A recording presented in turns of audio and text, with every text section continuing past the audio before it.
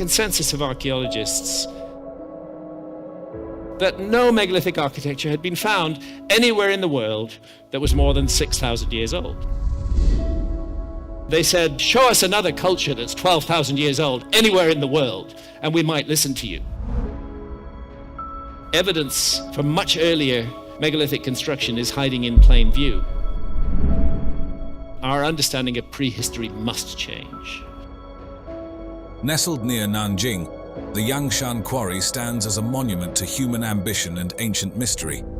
Here, amidst the dust and echoes of history, lies the colossal, unfinished Steely, intended to honor a Ming dynasty emperor.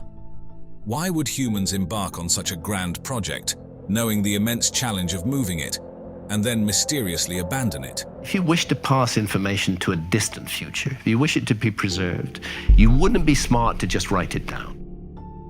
This mystery not only captivates the imagination, but also invites us to explore the profound complexities of engineering, royal ambition, and perhaps the supernatural influences that shape our endeavors. The Yangshan Quarry is an archaeological site of great historical importance, mainly due to its ambitious yet unfinished project initiated by the Yongle Emperor. This project aimed to create a colossal stele to commemorate his father, the Hongwu Emperor, the founder of the Ming dynasty. I think their project was to honor and memorialize it. Is knowledge preserved and passed down through the ages? Yes, I think it is. The Yongle Emperor, who reigned from 1402 to 1424, is celebrated for his significant architectural and cultural achievements, which included not only the construction of the Forbidden City, but also this immense stele project. This act was intended not merely as a show of familial respect, but also to legitimize his rule and link his achievements to those of the dynasty's founder, thus enhancing the continuity and legitimacy of his own reign. The construction of such a monument also served as a display of imperial power and the advanced capabilities of Ming dynasty engineering. That is one of the mistakes in looking for a quote-unquote advanced civilization in the past, is that we tend to be looking for ourselves. From an architectural standpoint, the primary goal of the Yangshan Quarry was to extract stone of an unprecedented size and scale. The stele for the Hongwu Emperor was to be the largest of its kind ever created, a symbol of the immense power and enduring legacy of the Ming dynasty. This ambitious project required vast resources and a workforce capable of overcoming the logistical challenges posed by the stone's enormous dimensions. In imperial China, erecting steles was a deeply cultural act, often associated with honoring divine or royal entities. The project commissioned by the Yongle Emperor linked him with the divine mandate, ascribing almost celestial reverence to his ancestors and himself, thus reinforcing his rule as divinely sanctioned. The design and craftsmanship of the stele were planned to be magnificent. The project was to be composed of 3 grand pieces. The base, intended to support the enormous weight of the stele and act as both a physical and symbolic foundation. The body, which was to be intricately engraved with inscriptions praising the Hongwu Emperor and detailing his accomplishments and virtues. And the crown, planned to be elaborately decorated with dragon motifs or other imperial symbols, signifying the celestial authority of the emperor. The dimensions of the stele were also staggering. The body of the stele itself was planned to exceed 30 meters in length, 13 meters wide and 10 meters thick. Weighing approximately 16,250 metric tons, this stone would have been one of the largest ever carved by human hands, comparable in weight to about 2,500 adult African elephants. To appreciate the scale further, the length of the stele's body was almost as long as the wingspan of a Boeing 747 airplane, underscoring not only its immense size, but also the bold engineering ambitions of the Ming dynasty, mirroring the monumental constructions of other ancient civilizations like the Egyptians and Romans. But remember that the ancient Egyptians tell us in many of their texts that everything they knew was a legacy. The ambitious project at Yangshan Quarry, designed to immortalize the Yongle Emperor's father, faced insurmountable challenges after the emperor's death. The primary issue was the logistical nightmare of transporting the immense stone 10 kilometers to the Ming Shaoling Mausoleum. Despite having a large labor force and advanced engineering techniques of the era, the task proved beyond the capabilities of the period's transportation technologies, leading to the project's abandonment.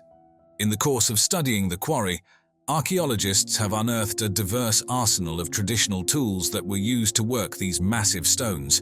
Chisels, hammers, and levers crafted from iron were employed in a meticulously organized manner to extract and precisely shape the gargantuan stones. The innovative methods employed by the workers were particularly ingenious. One such method, known as fire setting, involved heating the rock surface with fire and then dousing it with cold water. This sudden temperature change caused the rock to undergo thermal shock, resulting in cracks that made it easier to shape and remove the stone.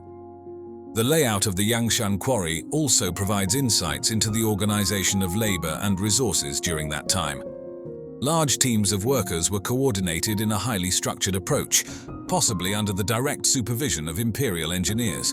This meticulous organization was essential for executing such a monumental project, demonstrating the sophisticated management practices of the Ming dynasty in handling large-scale constructions.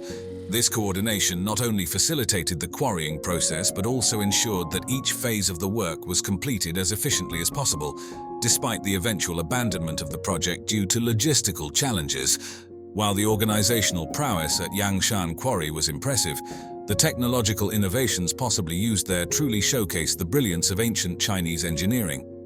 The enormous stones at the quarry, some of the largest ever quarried in human history, display a level of precision in cutting and shaping that suggests the use of extremely advanced techniques. Historians and archaeologists have long speculated that the ancient Chinese engineers might have utilized now-lost techniques that facilitated their monumental tasks. These could have included specialized cutting tools, measurement systems for exact angles and flat surfaces, and unique methods for splitting stone from rock beds without causing it to crack entirely. The precision with which these stones were quarried and shaped suggests a sophisticated integration of various fields of knowledge, including geometry, physics, and materials science, indicating a highly developed technological culture.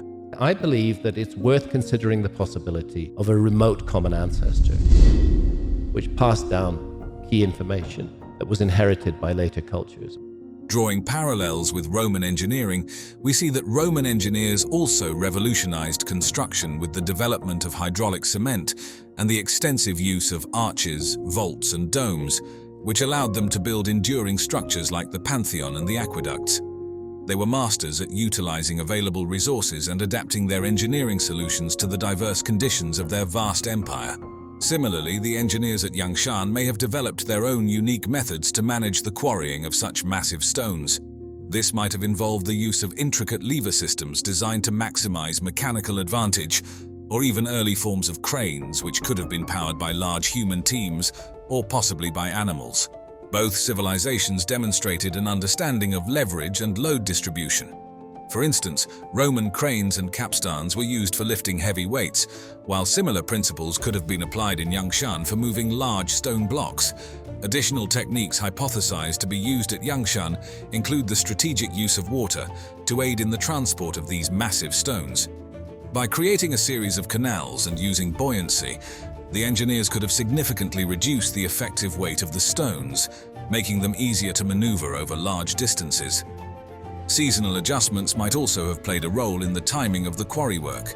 Engineers might have taken advantage of frozen ground during the winter to move heavy stones more easily, a technique evidenced in other historical contexts such as the transport of large stones for the construction of medieval cathedrals in Europe.